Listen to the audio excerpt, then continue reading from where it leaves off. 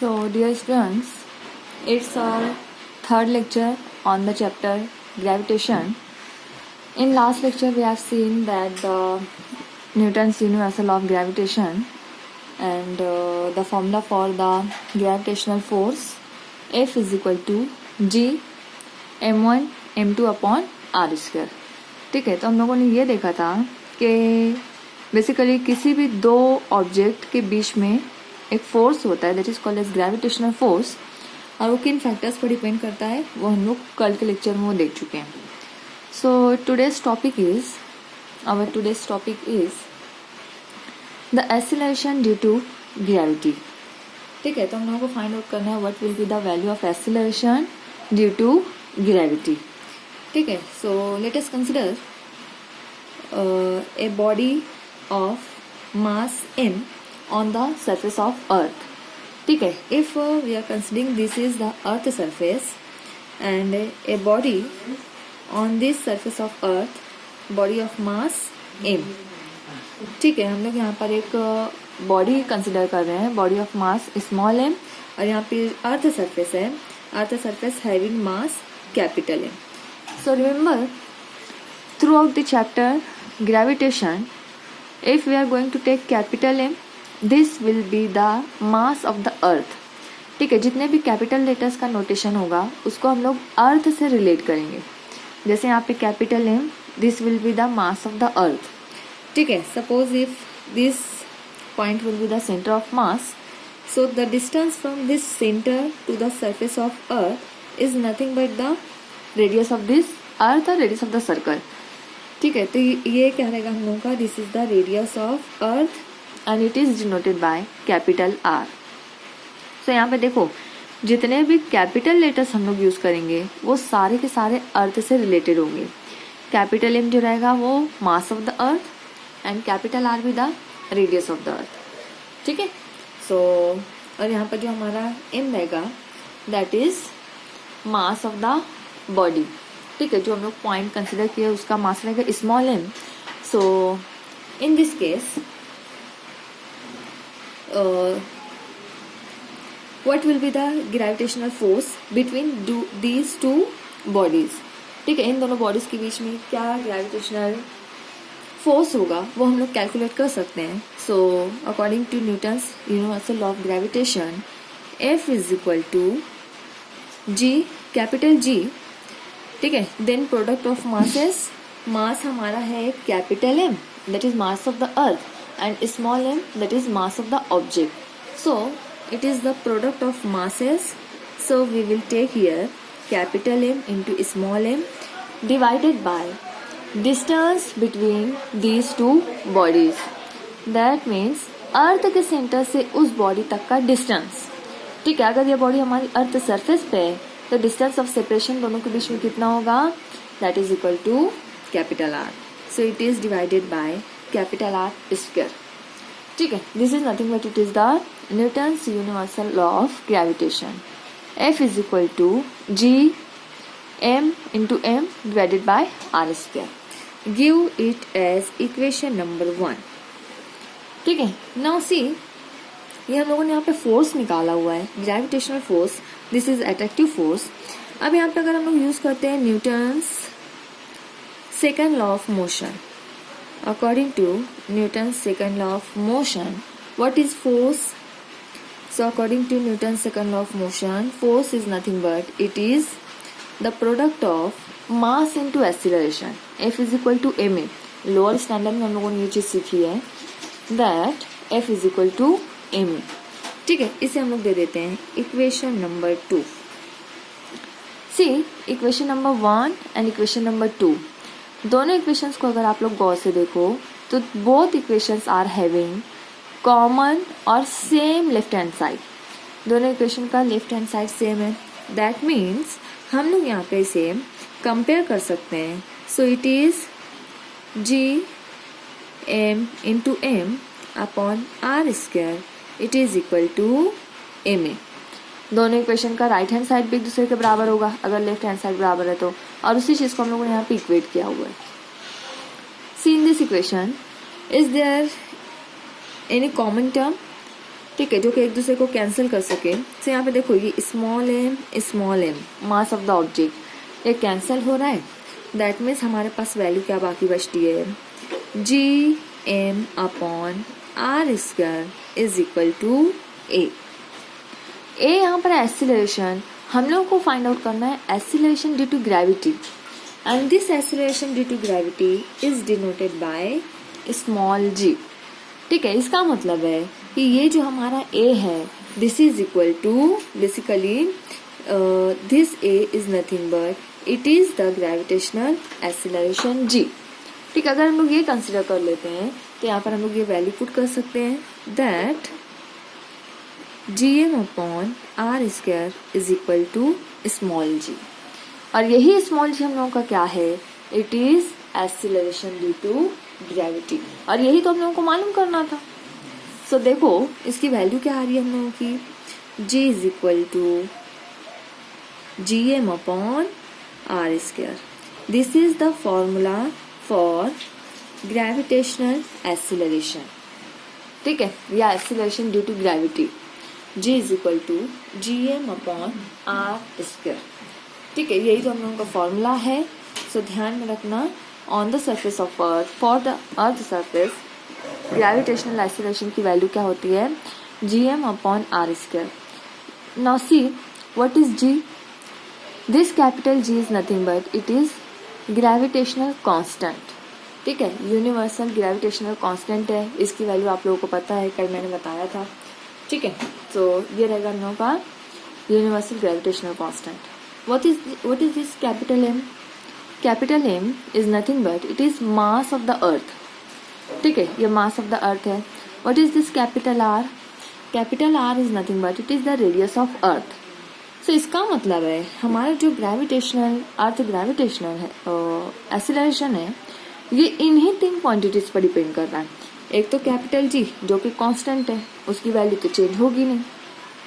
दूसरा है मास of the अर्थ, और तीसरा है radius of the earth. That means G is independent of mass of the body, mass of the body। देखो इस फॉर्मूले में कहीं पर भी हम लोग को स्मॉल एम दिखाई नहीं दे रहा है। ठीक है, स्मॉल एम कहीं भी नहीं है, इसका मतलब है मास ऑफ द बॉडी के ऊपर ये डिपेंड ही नहीं कर रहा है। It is only dependent on the mass of earth and radius of earth. ठीक है, तो always remember that small G that is gravitational acceleration is dependent on mass of the earth and radius of the earth। इन्हीं quantities के ऊपर ये depend करता है। सो ये था हम लोगों का acceleration due to gravity that is small g. ठीक है, इसकी वैल्यूज नाउ हम लोगों को यही जो एक्सीलरेशन ड्यू टू ग्रेविटी निकाला हुआ है इसका वेरिएशन देखना है। So our next topic is variation in the acceleration due to gravity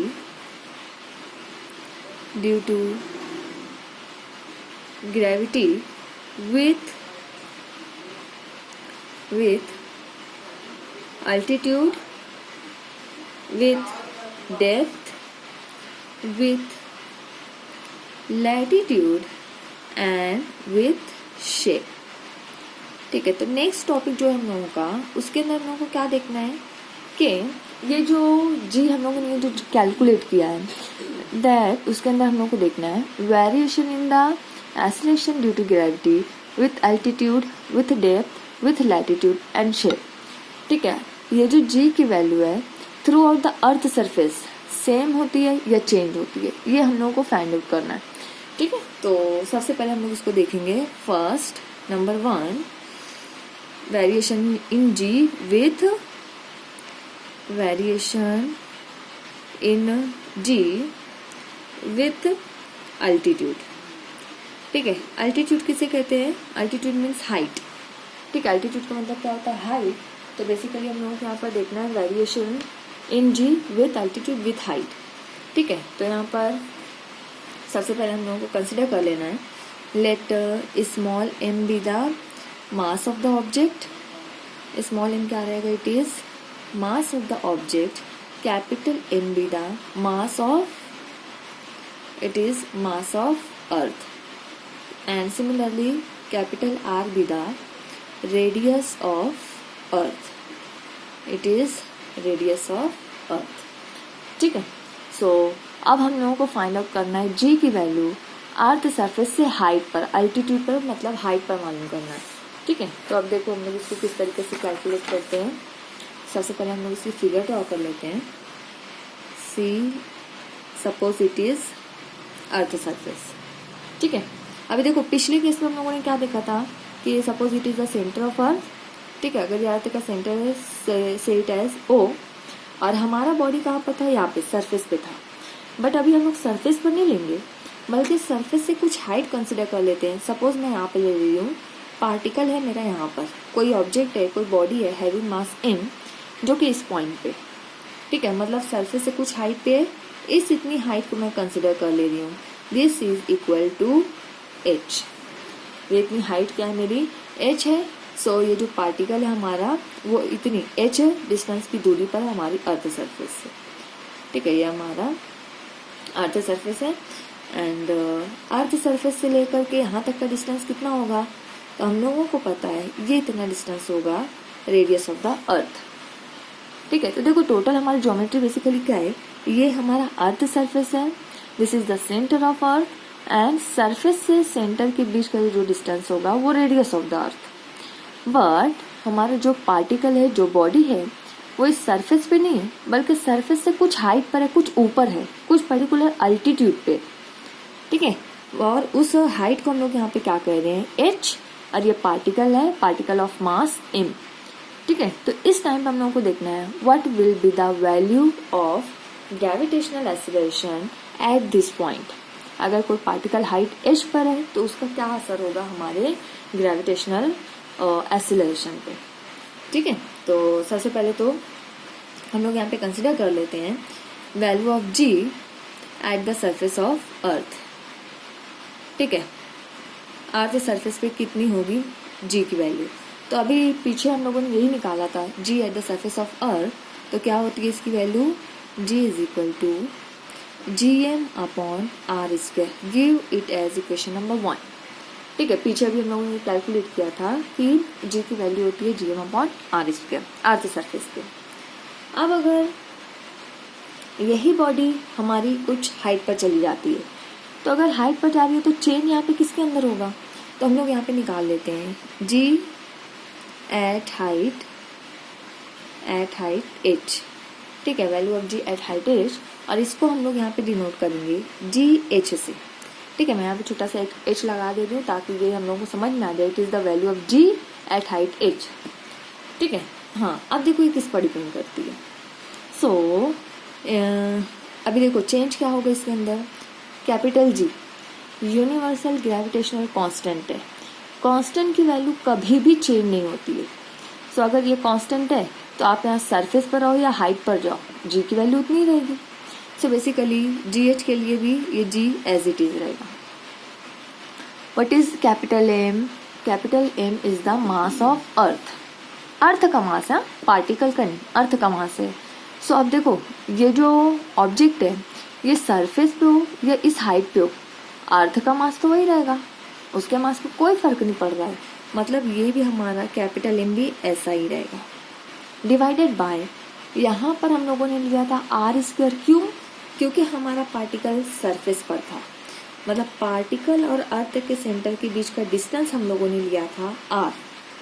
अब यहाँ पर फर्क क्या पड़ रहा है कि हमारा जो पार्टिकल, हमारी जो बॉडी है वो इस पॉइंट पे, और ये पॉइंट अर्थ सरफेस से कितनी दूरी पर है, तो यहाँ पर देखो डिस्टेंस हमारा कितना हो जाएगा r प्लस h भी है ना अभी हाइट, तो इसको भी हम लोगों को मिलाना पड़ेगा.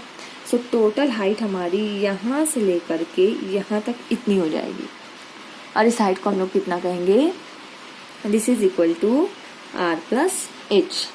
ठीक है, तो यहाँ पर r स्क्वायर की जगह हम लोग लिखेंगे r plus h bracket square.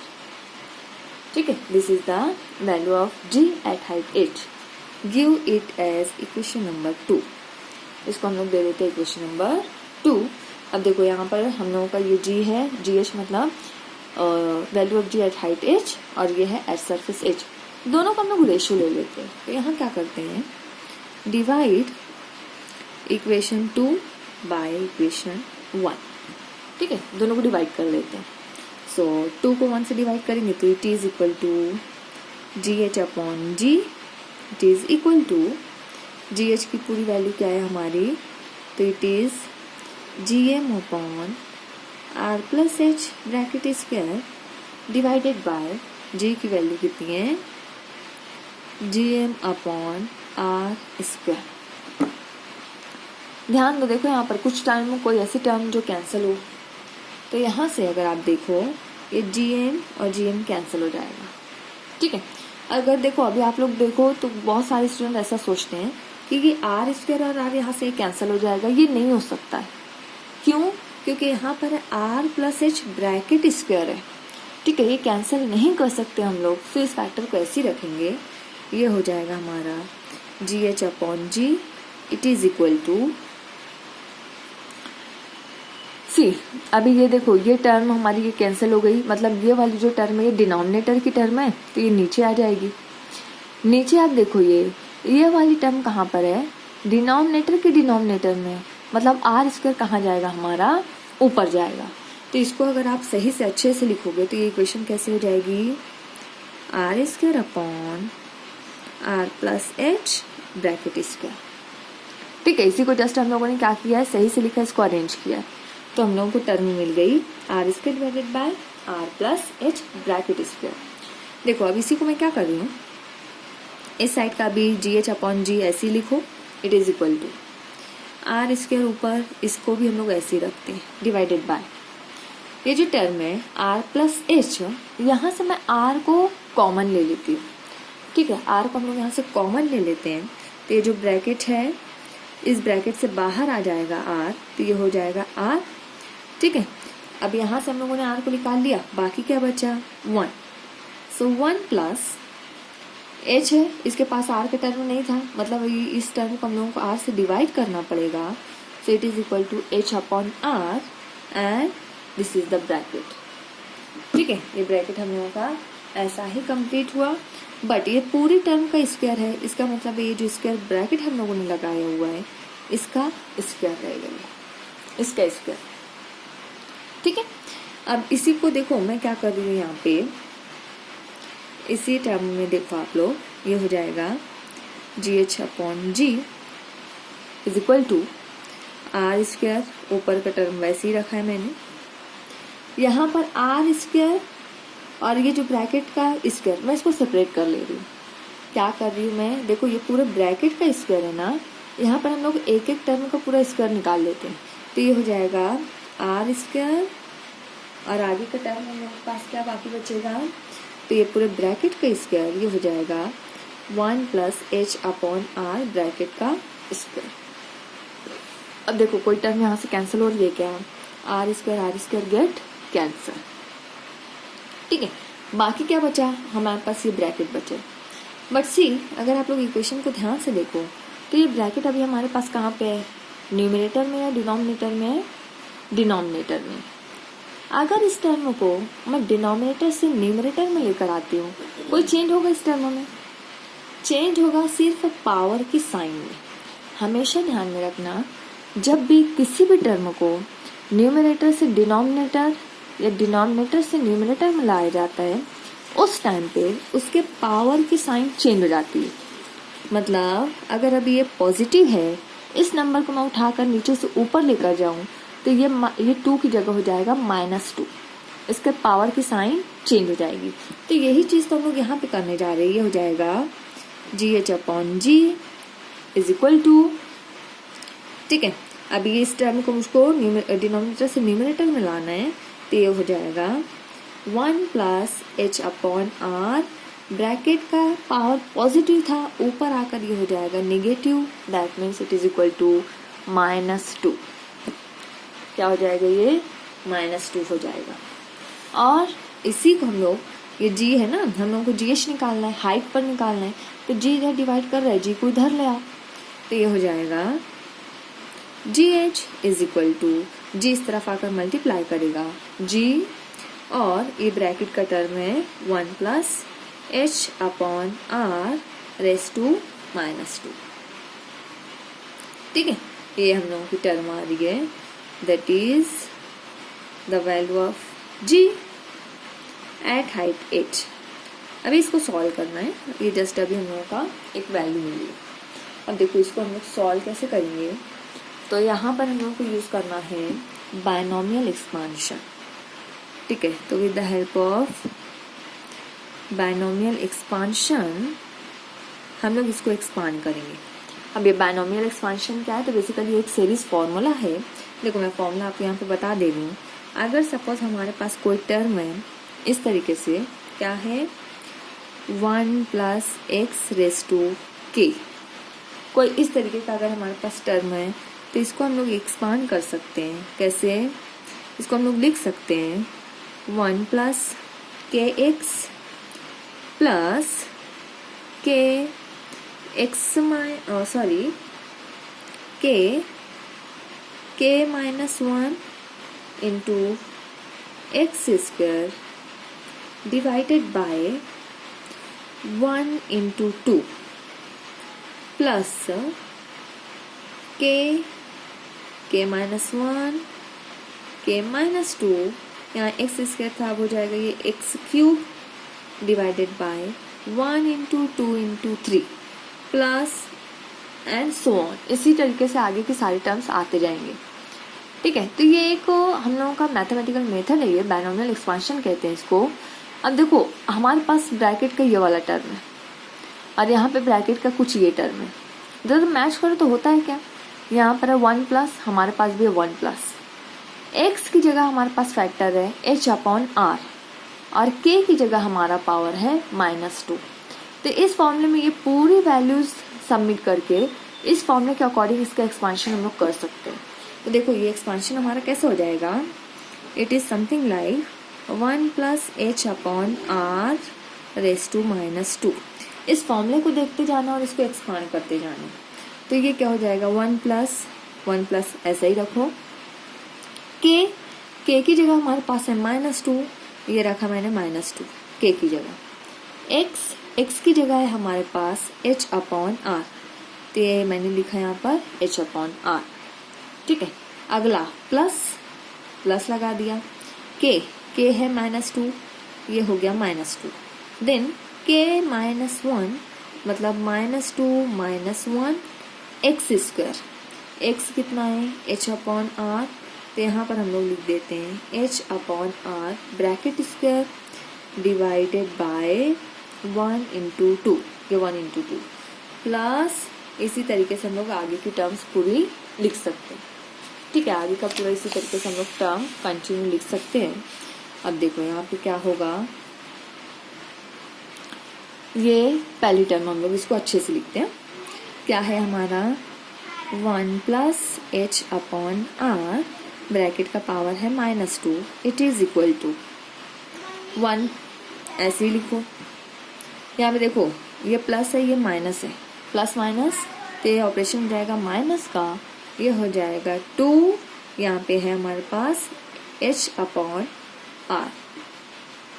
अब आगे की टर्म आप यहाँ पे देखो प्लस, और ये इतना पूरा टर्म देखो, इस टर्म पे आप लोग गौर करो, ये क्या है h अपॉन आर। यहाँ पर h है हाइट, ठीक है, जिस हाइट पर पार्टिकल है वो h है, r be the radius of the अर्थ।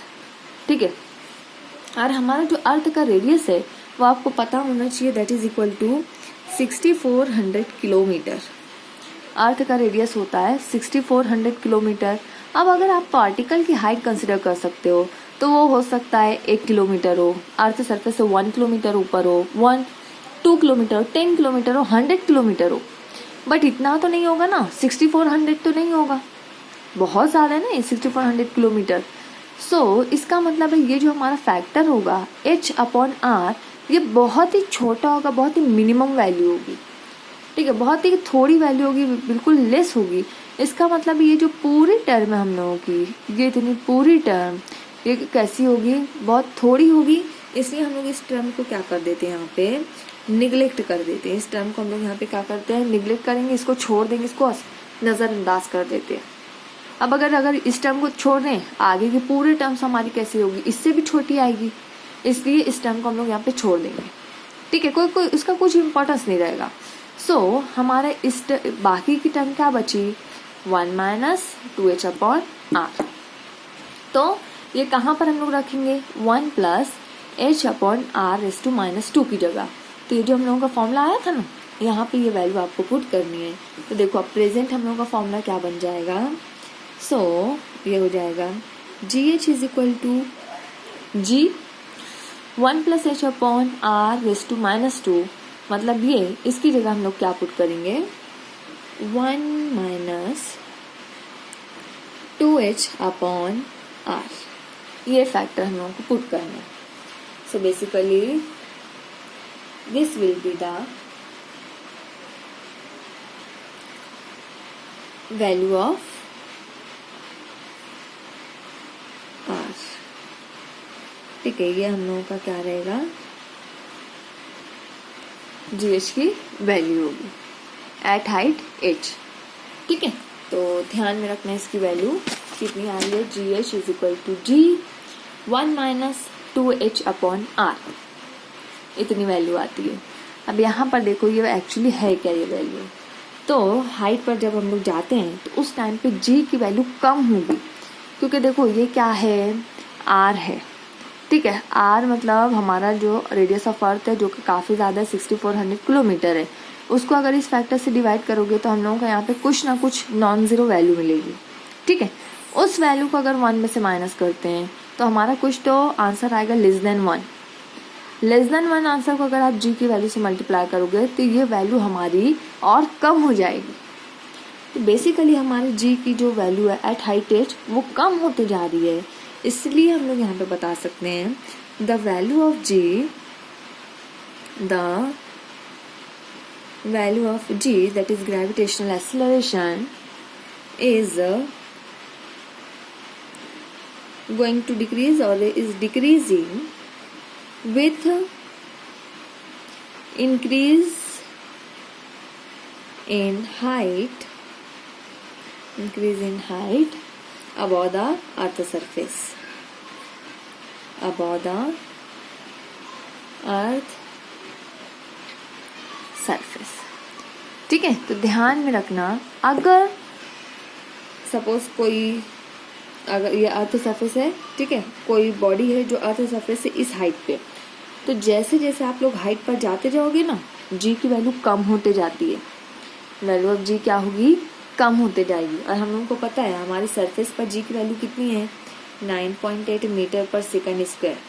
तो जैसे जैसे आप लोग इस तरीके से हाइट पर जाओगे, G की वैल्यू कम होते जाती है और फाइनली एक पॉइंट पे आएगा जहाँ पर G की वैल्यू 0 हो जाती है।